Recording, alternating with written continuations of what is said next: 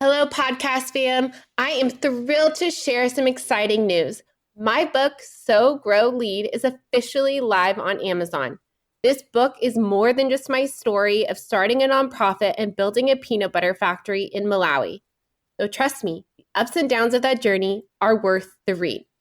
It's also packed with practical strategies to help nonprofit leaders like you tackle challenges with clarity, courage, and a whole lot of heart.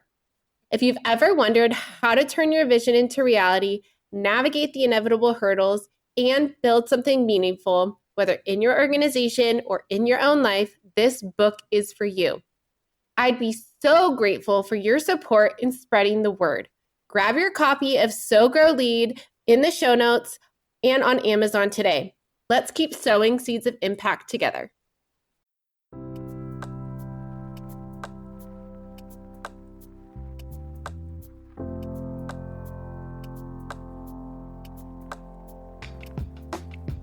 Welcome to the Lead with Heart podcast, which is dedicated to nonprofit leaders who are passionate about making a difference. I'm your host, Haley Cooper, and I'm thrilled to have you join us on a journey of growth, inspiration, and transformation. At Lead with Heart, we believe that leading with heart means embracing empathy, compassion, and authenticity in every aspect of our work. It's about putting people first, fostering genuine connections, and creating a positive impact that goes beyond numbers and metrics. In the nonprofit world, it can often feel like we're carrying the weight of the world on our shoulders. The challenges are immense and the road can be lonely. But here, you're not alone. This podcast is a community where we support each other, share our stories, and learn together. Each episode will dive into personal and professional development topics tailored specifically for nonprofit leaders. From innovative fundraising strategies and effective team management to self-care practices and leadership insights, we're here to provide you with practical strategies that you can apply to your life and work. My goal is to empower you, elevate your leadership, and engage your heart in all that you do. I want to help you navigate the unique challenges of the nonprofit sector with confidence and resilience, so you can continue to create meaningful change in the world. So whether you're driving to a meeting, taking a break, or winding down for the day, tune in and join us on this journey. Together we'll discover what it truly means to lead with heart. Thank you for being here. Let's dive in. Hello, everyone. Welcome back to the Lead with Heart podcast. This is your host, Haley Cooper, and I am very excited today to welcome Luis to the podcast. He is a revenue enablement strategist and sales coach who spent the last decade translating high-growth tech strategies into sustainable success for executives, sales leaders, and heart-centered business owners. And I love the heart-centered because we know we like to talk about that on Lead with Heart. He's on a mission to prove that you don't have to grind to grow, whether it's teaching leaders how to scale without burnout, helping them step into magnetic personal brand, or guiding 500 million revenue enablement strategies. Luis brings the mindset shift and tactical know-how that changes the game. His LinkedIn Learning course has transformed the way over 20,000 professionals sell, and he's spoken at iconic institutions like Stanford and UC Berkeley. So buckle up, we're diving into authentic leadership, smart growth, and how to win in a world by AI without losing your soul. Well, welcome to the podcast. Thank you so much for having me, Queen. Happy to be here. Well, I would just love to know a little bit more about your background. Was there a pivotal moment in your life or your career that led you to where you are today? Gosh, a couple of pivotal moments. I think the first one was the realization that I didn't want to be the doctor or the lawyer, so I leaned into being the business person. I think the other pivotal moment for me was when I moved from New York City, where I lived my entire life, and picked up and uprooted and moved to California because I knew that's where the moving and the shaking was happening relative to the tech industry. And I showed up, no job, no car, and I had a handful of friends. And I started networking and figuring it out until I got recruited by LinkedIn for all of my activity on LinkedIn. And that was another pivotal moment for me. That's what opened the door to a career that has blown my mind. I've generated over $500 million in revenue impact as an individual contributor. And then I stepped into sales leadership. I thought I wanted to be a VP of sales and then a chief revenue officer. And what I realized is I really enjoyed training and developing and coaching sales reps. And so that was another pivotal moment for me. as I was climbing this ladder, I realized I didn't want to be at the top of it. I jumped onto another ladder, and that was my pivot into revenue enablement. And the work that I do now is helping leaders and businesses resolve all the things that happen at the intersection of sales, marketing, and operations for the sake of streamlining their revenue growth. In addition to executive coaching and things that I do around mindset shifts that need to happen, the sort of leadership styles that need to be in place, the systems that need to be in place to sustain that revenue growth. Yeah, that's amazing. And we're going to dive into some of those leadership and mindset blocks. But can you explain what revenue enablement is? Yeah. And think about the ultimate enablement of the customer to have the best experience that they can possibly have. Make it very frictionless for them to understand the value of what you have to offer. Make it frictionless for them to purchase and onboard and activate.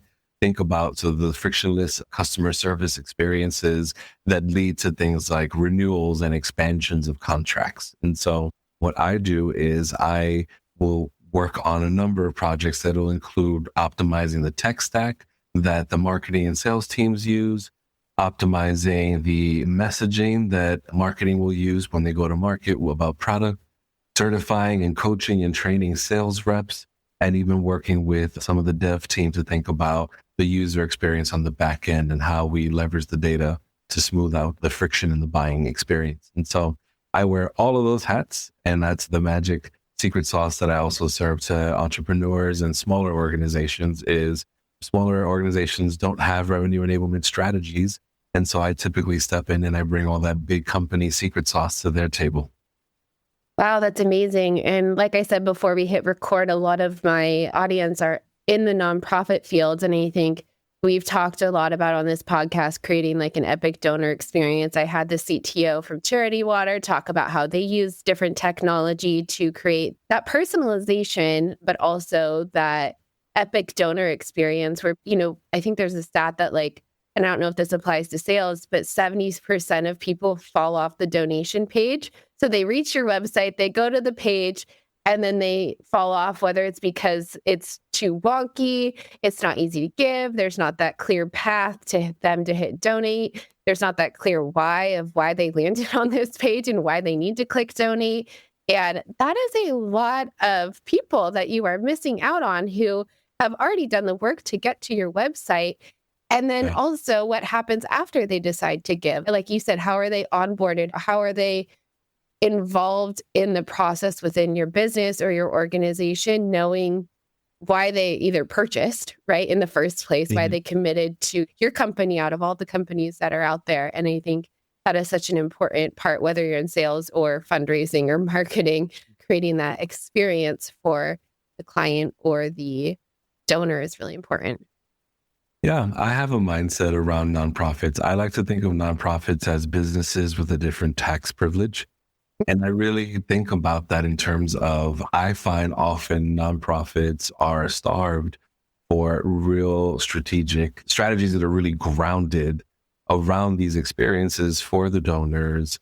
We're grounded in how do we separate the need for capital generation separately from the impact that a nonprofit is trying to make. And those are some of the things that I also reconcile at the corporate level. And so I'm happy to lean into that. When you were talking about your background, you talked about you help a lot with mindset shifts. So would you mind going a little bit deeper into what are some of the mindset blocks that come to revenue enablement and revenue growth? Yeah, I think that when we start at the very top, there needs to be a shift in the way that leaders lead. Instead of the sort of older school ways of managing people that are very authority led, I subscribe to a type of thinking around servant leadership. And that for me was influenced by the contrast and experiences that I've had in my career, where when I was working in ad sales on the East Coast, I worked with leaders who, for lack of a better word, were tyrants, right? They would grill you and drill you on the sales floor. They would read you to filth during meetings and pipeline reviews and things like that. And so there was this boiler room experience that I had as I started my career. When I jumped over to the West Coast and I jumped into working in tech in Silicon Valley, radically different leadership styles were presented to me. I remember my first job being at LinkedIn that I was recruited there. And I remember my very first meeting, pipeline review meeting with my director and all the other executives. I had that experience that I brought with me from New York City. So I was ready to run my numbers. Here's how I've been moving and grooving. I was ready for all the curveball questions. And my director steps into the room and she was 2 minutes late, apologizes profusely to everyone in the room. I'm like, okay. She plugs her laptop, projects on the screen, and she shows us this like radically like random color-coded Google Calendar. And she's like, all right, y'all, this is what I'm working on this week. This is where all the requests are in queue. This is when this is coming because this is when I could get that meeting. This is why this is delayed because I've had to reshuffle a couple of things over here. And she just set the tone for how she wants us to think, manage our time, communicate, articulate the way that we're prioritizing, and set the tone and led by example. And that experience stayed with me. And when I stepped into being a revenue leader, and when I stepped into even managing my own team and my own business, I showed up that way, right? Instead of being preoccupied with grilling and drilling, I set the tone for how I want my people to show up and how I want them to communicate. And I also own any of the bottlenecks and the friction in their productivity, right? And so rather than having people come to me for every approval for everything, I try to delegate and make things as self-serve as possible and be prescriptive around parameters and boundaries and thresholds and things like that. And I trust my people to make decisions and to lead and to be thoughtful. And so I infuse, when I step into a company, that kind of thinking and that kind of culture, starting at the top with the leaders. Yeah, and I think that's so important. And I just had someone on the podcast yesterday, Susan, and she talks about this in her book, The Leadership Storm, I believe is the name of it. And it goes from like that authority and control to authenticity to connection, and how, yes, there might have been a way to do things, but with that mindset, there's a lot of turnover and burnout because people don't feel trusted. They don't feel like they're valued. It's just do what I say, and there's no buy-in into the process. And I think nowadays, to get anything moving, you have to have the buy-in from the people that are going to be the ones that are executing the project. Yeah, I can't tell you how many times I've spoken to people who are like, you know what, I know I could be making more money somewhere else, but I really love it here because I'm respected. And even though there isn't a path for me to be promoted in the next year, I'm still learning a lot on the job, and it's worth my time being here. I'm respected, I'm expanding. And so think about that. I think that we have to honor the things that intrinsically motivate the people that we hire. We also have to look at our hiring philosophy and outlook in terms of, I want to hire people that are smarter than me.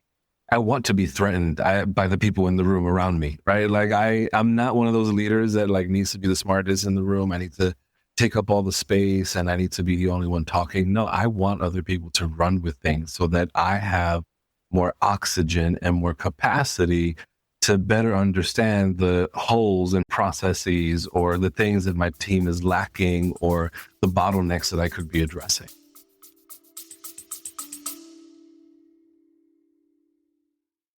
Imagine a fundraising partner that not only helps you raise more money, but also supports you in retaining your donors. A partner that helps you raise funds both online and on location so you can grow your impact faster. That's DonorBox, a comprehensive suite of tools, services, and resources that give fundraisers just like you a custom solution to tackle your unique challenges, helping you achieve the growth and sustainability your organization needs, helping you help others. Visit donorbox.org to learn more. Yeah, I think that's so important. And we talk a lot about culture on this podcast.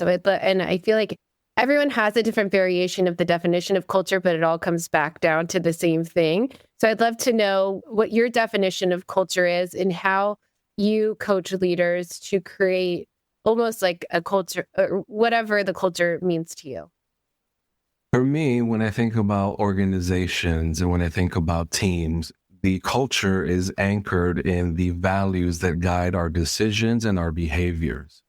And I always like to anchor on what are the pillars of our culture. What are the things that we value? Who comes first? What's our center? What's our North Star? Right? What are the things that we don't tolerate? What are the things that we celebrate? What are the guardrails that we're going to have around this?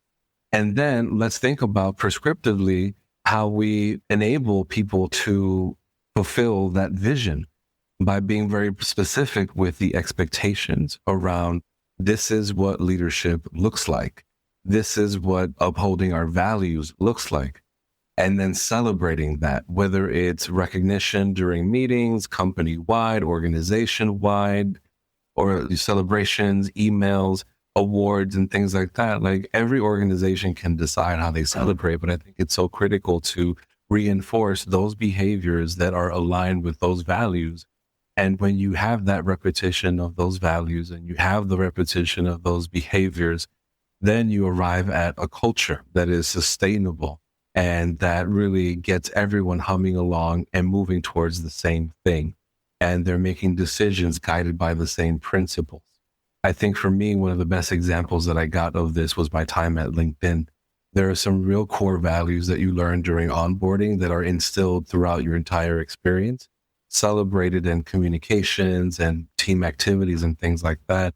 Things that are really as simple as our users were the very first thing, our very first core value. Relationships matter, right? It's a social media network for professionals. That's a core value, right? And even as alums, we identify each other when we connect as, hey, you are on LinkedIn. Yes, relationships matter, right? Like we sign emails off and messages off that way because it's a value that carries with us even after our time at the company. And that's the kind of impression that I want other organizations to experience, is embrace the fact that when people step into your organization, however long they're with you, it's a pit stop on the road on their journey. Mm-hmm.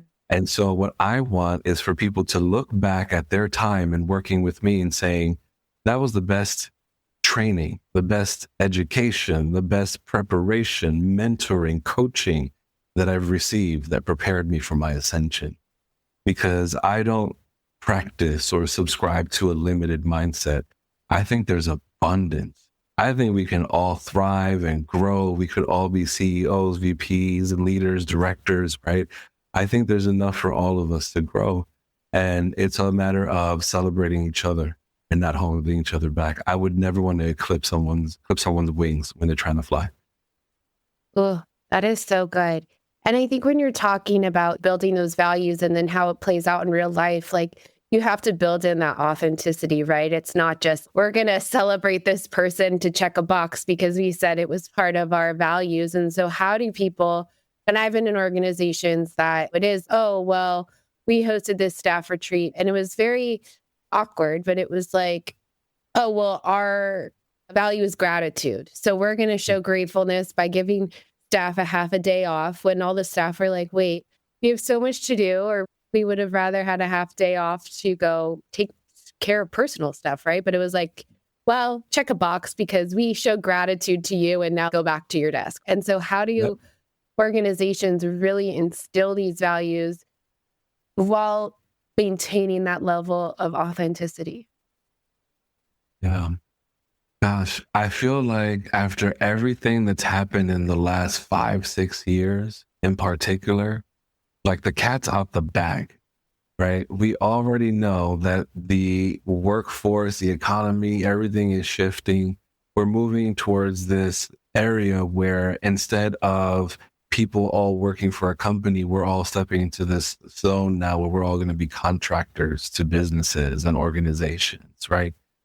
Why? Because there's this appetite for independence, self-determinism, and we also live in the age of there's no need to swim in any specific lane to yield the kind of lifestyle and income that we want. I could either sit in a cubicle or I could go outside and start recording videos on TikTok and walk both those paths and yield a 6-figure income. And so what we need to honor is that when people are with us, with our organization, we have to make it worth their while for them to stay, right? We have to honor the things that they're competing with, the things that, we're competing with as far as their attention goes. And we have to instead look at what kind of environment are we creating for them to shine? Are we allowing them to learn? Are we hearing them when they want to vocalize a problem? Are we coaching them when we see an opportunity, right? It's like, hey, you could have handled this differently and let me walk you through this and explain how, versus reprimanding, right? Those are things that we have to think about is how do we develop people while they're with us so that they have a reason to stay, knowing that the tenure of a person at a workplace now is about 18 months, right? People used to stay with organizations for decades, and that just doesn't happen anymore. It's because we're always looking for either the place that's going to serve our interest or pay us better. And I know so many people who are making less than they actually deserve or are worth in the marketplace because they're aligned with a leader that helps them shine, that coaches them, mentors them, lets them take on big projects, that stretches them, applauds their contributions versus stealing all the credit. Those are the things that get people to stay longer. Yeah, and I think that's so important. And I had a mentor friend, an amazing leader here in Orange County, Dawn, on the podcast. And she said, well, I train my people because when they leave, I know that I'm passing them off to another nonprofit, and it's like making the nonprofit sector better, right? Like not investing in those people is harming the way that you're able to serve your community and the sector as a whole. And so I think it's really, she's just an amazing leader in that space where she's training and offering these opportunities for growth and leadership within her organization so that if and when the person decides to move on, she knows that they're going to go to the next organization prepared and ready to thrive. Yeah, I love that outlook. And I'm totally aligned with that. It's like, yeah, I want to elevate the experience for everyone around me, the entire community, professionally, et cetera. So you talk a lot about your kind of personal brand, or correct me if I'm wrong, but it's about smarter thinking, beating hustle every time. So one, what does smarter thinking actually mean? And how does this look like in practice for leaders who are conditioned to the grind culture? Yeah. I think that I can think of so many instances in my career where I was just stuck at my desk till 5, even though I was done with what I needed to do for the day at 1:30. Right. And so I would then either step into doing new things or just sit there and let the clock run. I've worked in organizations that would look at that capacity and say, okay, well, why don't you step in and do some work in some other areas? And I've met other organizations where, well, just sit at your desk until 5 o'clock and let the clock run. And so we need to look at what is the culture centered on in terms of what are we celebrating as success and productivity? And then thinking about as far as alleviating that mindset and curing that like hustle culture, hustle grind. Let me just address, like, I'm not against hard work. There are moments where you do need to make choices. I know there's this conversation of work-life balance. It's like there are times where life takes over and then the pendulum swings the other way. And there are times where work takes over, right? If there's a specific program launch, fundraising round or event or something, right? Like it pulls your orbit in that direction, right? And then there are other times where your life will pull you out because there are graduations, sick grandparents, or whatever that might look like, right? And so let's just embrace that that's the reality of things. And so I'm never going to say that I'm against working hard when it's needed. I'm just against working hard for the sake of working hard and looking busy for the sake of looking busy. Give people very prescriptive outcomes and metrics and things like that. And then also thinking about how can I remove myself from the approval processes or decision-making processes. So rather than having everyone come to me for things like budget approvals or approvals to use things or whatever that might look like, what about me putting together something like a Google Doc that prescribes thresholds and expectations and boundaries and consequences if there's no adherence, and who to turn to if there are questions, and let people self-serve and make decisions on their own. Give them the rubrics, give them the permission. Because here's the thing that I'm also looking out for as a leader is not only do I want my people to be optimally productive, I'm also looking for the next leader. Just like I mentioned, everyone in an organization is there for a certain amount of time. It's a pit stop on their journey. this is also a pit stop for me. I'm not going to be a leader here forever. I'm going to lead elsewhere at a greater capacity once I've learned what I can learn while being here at this pit stop. And so I've got to look at succession planning. I've got to look at what are other leaders that I can nurture and bring up. And how do I create opportunities for leaders to bubble up? So it's as equitable as possible, meaning if someone is really putting in the effort, vocalizing, I see their activity on LinkedIn, they're taking training after training, I see they're raising their hands, I see that they're sitting in the front row, all these things, right? Those are the things that I also need to consider. It's like, that's someone I want to nurture. That's someone I want to have a one-on-one with and understand, like, what is your trajectory and what is it you're trying to get out of your time here? And do you see yourself in my position someday? Like, how can I bring you up? Right? Because I'm not threatened by people, right? Yeah. I think especially with everything that's going on right now in our world, people are so trying to protect their jobs, trying to protect their positions, their reputations, etc. Things are going to happen. Life is going to life, right? And what I need to make sure is that I am pouring into the people around me so that we can all grow together and sustainably make it through this. Because if I nurture you, you're going to remember what I did for you, and you're going to open a door for me down the line that I didn't see coming.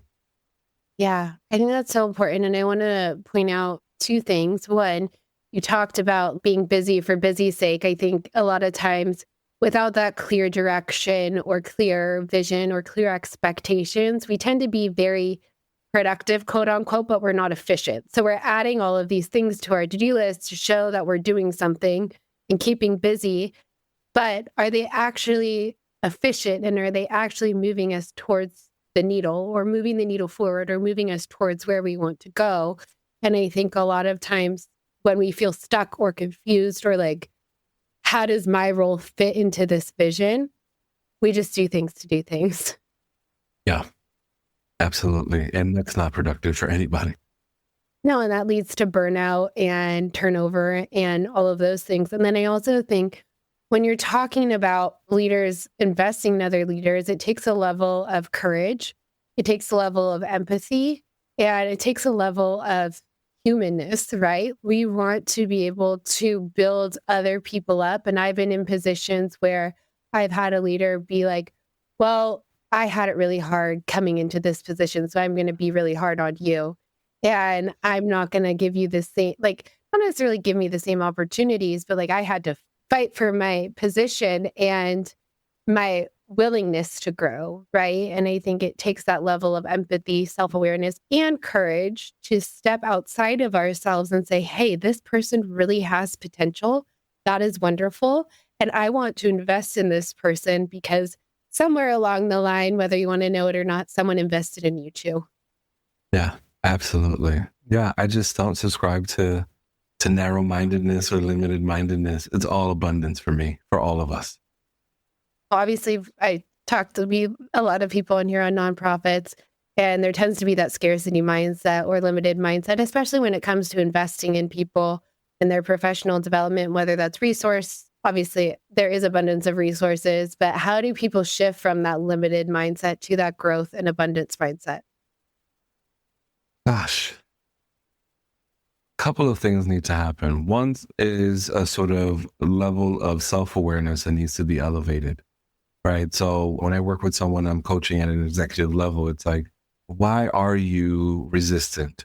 Why are you hesitant? Why are you fearful in terms of moving in this direction, operating this way, expanding yourself?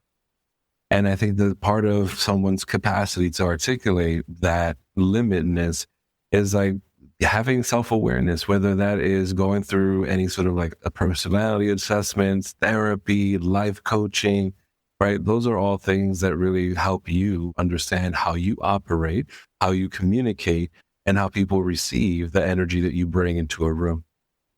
Then when we think about what is it that ultimately is the end goal, understanding and aligning with the why and the mission of the organization, right? And it's like, okay, we have to drive growth. We have to drive progress. We have to reach more people. right? So the mission in its core is about driving change and transformation, which is abundant in and of itself. And so making sure that you're aligned with that and the values of the organization, and then trusting everyone to do the things that they're supposed to do, and owning those instances where you didn't clearly communicate the expectation. One of the things that I like to do on a bi-weekly, monthly, quarterly basis is I like to check in with the people that I manage and I lead. And I like to recalibrate. It's like, hey, I just want to give you some feedback. I want to let you know whether you're on the right path or not. First things first, let's revisit the job description. And let's revisit the company and organizational and firm's values. And then let's look at the receipts of the things that you've done, right? Let's look at your contributions, the impact you've had, the measurable results. And let's recalibrate and realign in those areas where you need support, because we either didn't create an opportunity for you to ask the right questions or give the feedback, right? But also let's give you an opportunity to own where you can develop, whether it's taking proactive measures internally or externally, right? Let's identify what that looks like. But I think it needs to be conscious engagement with the people that you lead, right? And thinking about encouraging them to also adapt that abundant mindset. I find that when we operate under fear and you create this culture of fear, that's actually what kills an organization's productivity. And what I want to know is, I don't need you to come into work and bring all your baggage, right? But what I do need to know is, relative to the work that we do here, is what can I be doing to create the right environment for you, to bring that kind of feedback so we can shift the mindset so that we can coach you through that realignment with the mission and the values of the organization.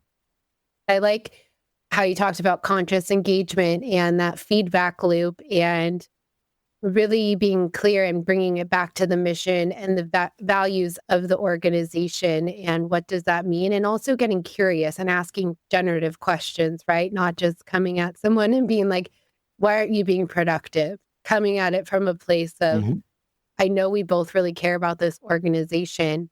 And you said, how could I better support you, or what is going on here? Like, I don't need to know all of your life details, but generally behind someone's behavior or lack of engagement or productivity, there's more behind the scene than what is actually being shown. Yeah. And I think for me, when I've had the opportunity as a leader to step in and lean in and ask that question, that's when I've been able to uncover things that I couldn't see. That's where all the blind spots came out. And it's like, okay, I didn't realize there were friction between these two teams. I didn't realize that you weren't giving clear instructions on this or that expectation. I didn't realize that not including you in these meetings is actually what stalled the project. Those are the things that I also need to own when I'm connecting with my people and they're spilling their tea. It's like, you know what? Like, I'm going to own the things that I need to own, and I'm going to expect you to do the same. Yeah, definitely. So you've obviously worked with organizations like Tesla, LinkedIn, Google. And can you share one key principle or strategy that listeners can start applying today to scale smarter, to adapt these leadership styles that we've talked about today?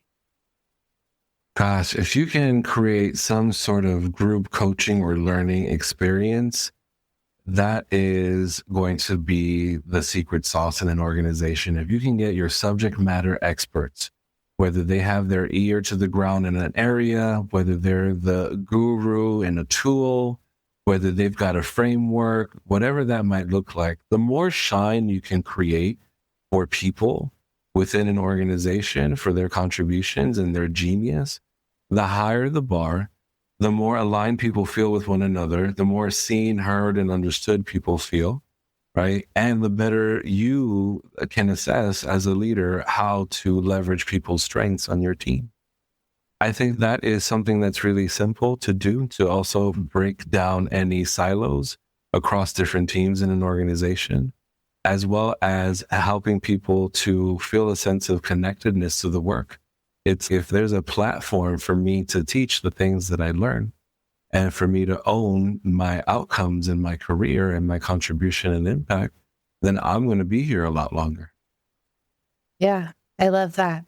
Well, if people want to learn more about you and the work that you do, where can they find you? Head on over to learnfromluis.com and check out some of the projects that I'm working on today, all again centered on how do we show up authentically as leaders and doing the things that we do. And you also have a book, right? I have a series of LinkedIn learning courses. LinkedIn learning courses. All right. Well, we'll make sure to link to all of those in the show notes for our listeners. Thank you so much for being here today. This has been such a joy. Thank you for having me, Queen. I appreciate the time. If you have valued these stories or learned something from what you've heard, please share this podcast episode or follow me on LinkedIn. Thank you so much for your support, and together we can build a better community and world.